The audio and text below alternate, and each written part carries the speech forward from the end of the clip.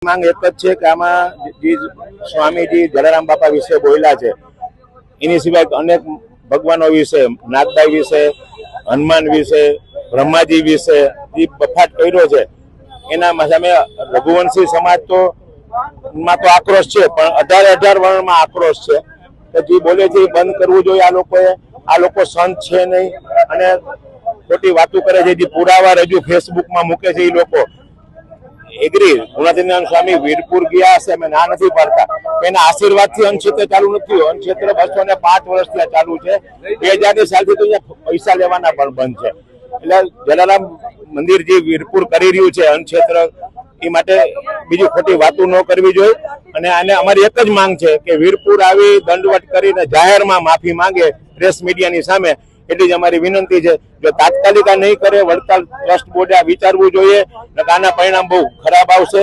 હવે તો દરેક સમાજ એકદમ આક્રોશમાં આવી ગયો છે, એટલે તાત્કાલિક એને એનો રસ્તો કાઢવો જોઈએ. વીરપુર સમાધાન નથી થયું અને વિડીયો કોલમાં એમ કીધું છે કે હું આવીશ, હજી સુધી આવવાનો ટાઈમ નથી અને બોલતા 2 મિનિટ થઈ.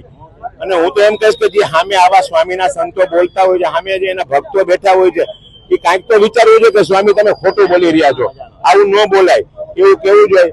વીરપુર સમાધાન વિડીયો કોલમાં થયું છે, માફી માંગી લીધી એને.